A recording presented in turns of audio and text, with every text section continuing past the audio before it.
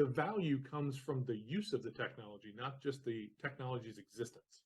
If you've got this great piece of technology that's this represents a tremendous investment for your organization, whatever looks like a large number for your business, and then nobody knows how to use it, what's the chances that you're going to get, value from that? All right, welcome back. Thanks for joining Mark and I today. And once again, if you're watching this video, there should be one major question that you're asking yourself if you're a small, medium-sized business owner. And that question is my IT adding value to my business in one of the three areas? Number one, is it helping me to improve the profit margin? Number two, is it helping me reduce the expenditure cost of my business?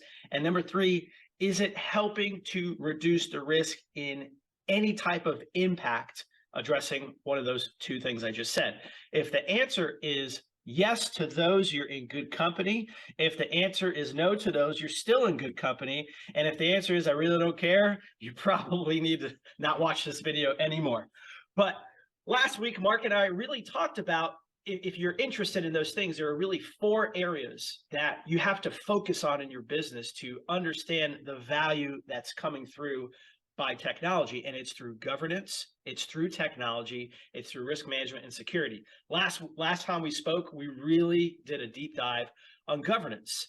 Today, we're going to focus on the second piece of that, which is technology. And really, when we mention technology, what we have to ask ourselves is, do we have the right technology and adoptions to support our desired business outcomes? It's very simple when you look at that at a high level, but there are a lot of nuances that go to that, because just about everywhere you look, every minute of the day, every week, there is technology that is coming out. And just because it's coming out and is new, doesn't necessarily mean that you need to have it in your business. Correct. Like I said, yeah, there you go.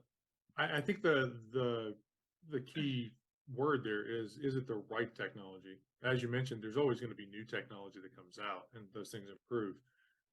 But the question is, what makes it right? And that looks a little different in every business. But ultimately, the question that you have to, or the definition, or what you're measuring, I guess you'd say, is does it support the outcomes that we're looking for? Whether that's from a features perspective or from a capabilities aspect. And then, how well is it used within our organization? Do our people understand how to use it? Are they trained on the particular functions, features, processes that engage that? If you've got this great piece of technology that's this represents a tremendous investment for your organization, whatever looks like a large number for your business, and then nobody knows how to use it, what's the chances that you're going to get, value from that? And the other part of that is not just about understanding how the vendor thinks you should use it. It's also understanding how you, in your business, in your unique setting, will use it. The value comes from the use of the technology, not just the technology's existence. You're so spot on here, because oftentimes when we get pitched on technology, we're always pitched on, oh, it's so great. Look at all these amazing things that this product does. And I'm sure they probably do amazing things. But what you just said is so critical, because it's all about what your business goals and objectives are, and how technology can influence those. Yeah, it's great if you can have a program that can import a database and put it in all these right fields. But if you have no use for that data in a database, and you have no report structure, or there's nothing that you have that you can pull out from there, why are you buying that in the first place? It's so important, at least whenever I've made technology decisions, is about understanding those business requirements. Part of leveraging technology effectively is making sure you understand the big business goals, objectives, and desired outcomes that you want your technology to have, because that's how your business is going to move forward. That's how that value we just talked about at the beginning, that's how it's going to come forth, is understanding where it fits in your business. Yeah. there's any number of examples in our past where, like you mentioned, there's a technology that is being pitched to us, and sometimes it's not even being pitched, right? Technology comes out every day in some version or on some level. And man, there's some cool stuff out there. You think about the GPT that just came out recently. That's a really cool technology. I don't really know how I would leverage that for us, as an example, for D3. So therefore, I'm not really pursuing it. But I can still appreciate that it's a really cool technology, and there might be other ways for businesses to be able to use that. But there's something about priority list here too, right? I mean, at the end of the day, like, could I come up with a reason or a way to use Chat GPT if I needed to? Probably. But there's 9 other things that we would like to spend time on, that we already have an established business case for, that we understand how it drives value to our business and or our client businesses. Sometimes, particularly for small businesses, it gets very easy to chase the the cutting edge of technology, which sometimes turns into the bleeding edge of technology, right? And most small businesses don't even need to be there. Like, they don't even need to be anywhere close, right? If on a scale of 1 to 10, a 10 is that frontier of new technology. I don't know, they're probably good with like a 6, right? I mean, it's just not, the businesses just don't need that particular level of technology. And there's a cost to keeping up with that from a familiarity perspective, not just buying the hardware software, but your team understanding what's using it. So again, training part of it, but also there's a comfort level that develops institutionally for your organization with a particular product that moving to a new technology would cost, in terms of time and resources from your team, and lowered productivity for some period of time. That again, you can compress that by having an effective, onboarding, offboarding process for the technology, but it's still a cost to be considered when you're looking at how do you choose technologies. So I think that's the number one piece, is how will this enable us to do more or better, as a business. And then once you have that, then all the other things should follow. It's so funny. I'm even thinking about this from something personal I'm doing. So I decided this spring and summer, I've always been intrigued by honeybees. And I said, hey, you know what? I want to raise some honeybees this year. And so I'm doing that. I've built a hive. I'm getting my bees here in the next couple of weeks. And I've been taking this beekeeper course. And I'd probably say about towards the latter part of the course, there's a gentleman that came on and mentioned that he uses technology to keep track of how healthy his hive is and all this stuff. And there's things he puts in the hive. And, in the context, I just thought about this when we were talking, because I'm doing this as a hobby. I'm completely okay with going on, writing on my sheet of paper what I see and what I observed on my honeybees. But they've developed technology where you can take pictures, you can take readings on the inside of the hive, you can put this into a database. And for someone who has an apiary as a business, this might be a great technology to help them scale up, manage pest control in their hive or something like that. But if it was me and I just have 2 hives, yeah, it's cool technology. But if my end state is I just want to have honey that I can have for my family, do I really need all that technology? Right. It sounds cool. It sounds great. It sounds amazing. I'm sure there's a cost to it. But I'm a hobby honeybee keeper. I'm not a business honeybee keeper, right? So there's 2 different things here. But I'll ask you this, Mark. When we're looking at this sector of technology for our customers on a quarterly basis, how would you describe what right looks like when we look at sort of, if you were to give them a score, right? And we do this with our customers. How would you describe a top tier company, or at least let me rephrase it. How would you describe a company who has a top tier technology program? What does it look like for them in their company if they're really operating at a high level? Well, to your point about the apiary, some of this depends on what your desired end state, right? Depending on the industry, depending on the type of business, depending on owner preference, right, or worldview. You know, let's call it a score 1 to 5, right? You might need a score of 5 because that's that's what you prefer. It's what's needed to be a competitive advantage. You're driven by the efficiencies that come with that. But you might also be in a business where that level is only a 3, right? Because it's just not what you need in your business. So it's not worth the investment, right? You get some diminishing returns to climb the ladder to get to a 4 or a 5. Those are the questions that you're trying to evaluate, and that's where there's a lot of nuance that comes here, right? But what happens a lot of times, and this is the problem you want to try to solve, is I need to be at 4, but I don't realize that, and I'm only at a 2, and there's a gap that's impacting these other outcomes that we talked about, right? Like I'm generating less revenue. It's costing me more to operate than it should. I'm carrying risk to that equation that is all about the technology, meaning I have the wrong technology. And again, defining wrong technology as it's not aligned with my business goals, or my team's not familiar enough with it to be able to extract that value from it. So those are the guiding principles that we're looking at, from a quality of technology perspective is, did we choose the technology to accomplish a specific business outcome? That's one aspect of it. Do our team, do they have the skills and the experience with the technology to be able to pull this value out? Is the technology integrated with some defined processes to enable the business efficiency?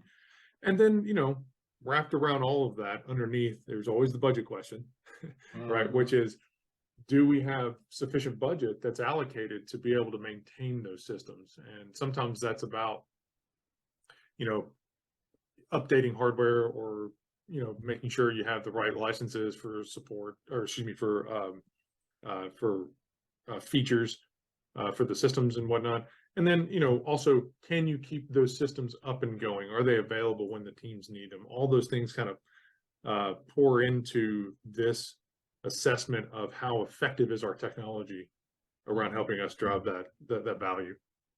Yeah, I really like the point you made there at the beginning of your this last message was about, hey, it's okay if you don't want to be a top tier technology person because of where you are, right? That's a question you and your partners, the business owners, key leaders have to answer. And I think majority of the time, that's where there's a big breakdown, is because the people at the top just don't understand this, or they just, it's not meaningful to them. So they don't take the time and self-evaluate where they are in their business, right? All these things are related. So we'll tie back to our governance, right? The intent is that the part of the governance is to establish, hey guys, here's who we need to be as a company from a technology perspective to achieve what we want to be as a business. And if that's established and articulated by the leadership team, the rest of the organization can make some decisions against that. But when it's not defined, everybody is using their own compass about whether or not they need something. And there is just sort of right-sizing this as a part of the conversation, but that's the role of leadership within what we're talking about. Yeah, and flip side. So we talked about, and you started talking about economies of scale as you get to the top, some principles of what that might look like for a top performing program. But I want to flip it, and I want to ask you, what have you seen for a low performing technology program? What are some symptoms or common issues that you run across where you're evaluating how technology is providing value or influencing an organization's ability to achieve its mission, vision, and objectives? What are some symptoms or observations on underperforming programs that you see? If I boiled it down to a top 3 off the top of my head, it'd be that there's no continuity with technology decisions, right? So everything's being sort of chosen in the moment and not with consideration for how it integrates to the whole. The second is user training, the individual contributors' ability to or their familiarity with the systems. And then the third is insufficient budget, which usually shows up as outdated technology, whether it's hardware or systems or whatnot, or something that should have maybe some maintenance agreements with it that doesn't, or that type of thing. But really, those are the three. It's lack of user training, inconsistent cohesion between the systems, and then the lack of budget, being allocated to the maintenance of the technology. Yeah, I mean, it's prevalent. And, I know we say that we see it in small, medium businesses, but you'd be surprised how sometimes that does sneak into enterprise level companies too. And again, there are no, you said before. Yeah, there are no illnesses.